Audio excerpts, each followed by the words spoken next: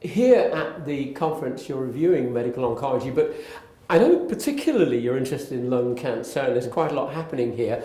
Is there a paradigm shift happening? Are we moving forwards to a new era of lung cancer treatment? Yes, we are, absolutely.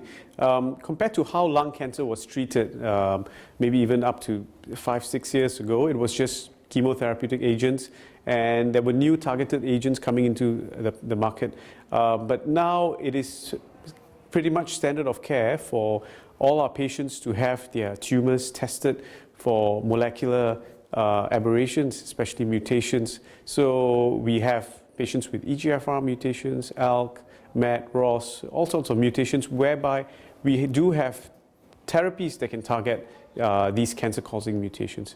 So that is a shift, but what has changed has been the advent of immunotherapy in the last year. Right, but in fact, not so long ago, the big difficulty was getting patients to have their lung cancer really taken seriously with intensive treatment that could be effective. Has that all changed? Are patients being treated adequately now, do you think? Absolutely. At least in my center, it took quite a bit of time to convince a lot of my colleagues in other fields like respiratory medicine that these patients can have a much longer survival, especially if we are able to identify the specific mutations and treat accordingly. For example, in the past with chemotherapy and with the knowledge that we had, a lot of patients with lung cancer would survive maybe 8 months, a year, or year and a half with some of the newer agents. But now with the targeted agents, like an EGFR mutant patient, we're looking at 3 years. So this has not only changed the way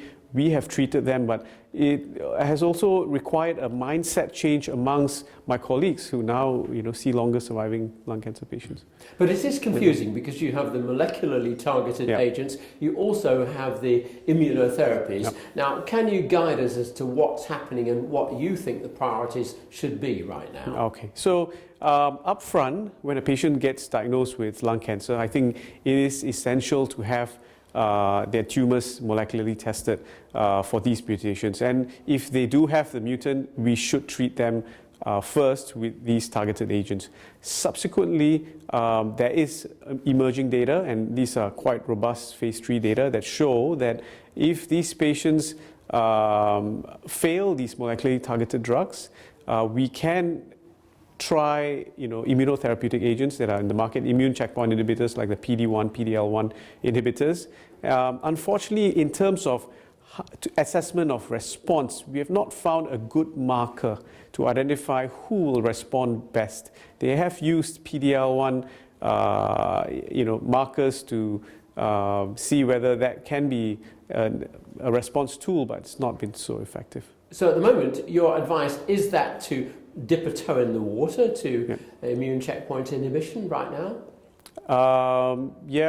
I think primarily I would say treat the activating mutation first with the active agents that we have, and then subsequently, if there are no other alternatives, then immune checkpoint inhibitors form a good opportunity to treat these patients. Right, now can you put this into the domain of older patients? Right. We're here at a conference specialising in geriatric oncology. Why do you favour immune approaches in this group of patients? So based on the study data that we have at present, and also some of my anecdotal experience in using these drugs as part of clinical trials, we find that it's quite well tolerated. And I think in older patients who have multiple comorbidities and are frail, you would want to use a therapy that does not have that many side effects whilst not sacrificing efficacy. And immune checkpoint inhibitors provide that hope.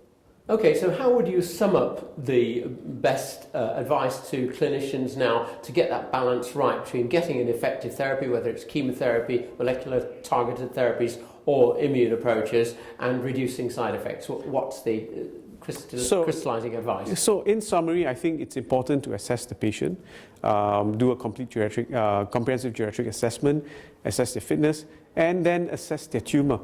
Look at not just the histology, look at molecular cytogenetics, and see what are the mutations that we can target.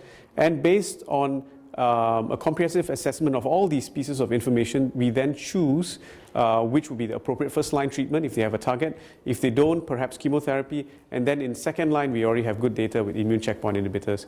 And finally, if there's a clinical trial available, we should still choose them, even if they're elderly, as long as they're fit for it. Of course, that's in an ideal world. Yep. Many doctors in many countries may not be able to afford immune checkpoint inhibitors. So could you summarise quick advice for them?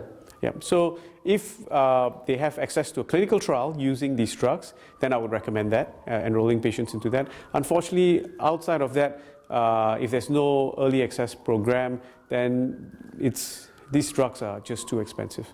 But the balance then is that chemotherapy properly used can achieve good results there. Absolutely. So chemotherapy, when properly used, or even the targeted therapies, can achieve good results. I think it's essential to assess the patient appropriately first. And if you choose the right patient, they will benefit very well from these drugs.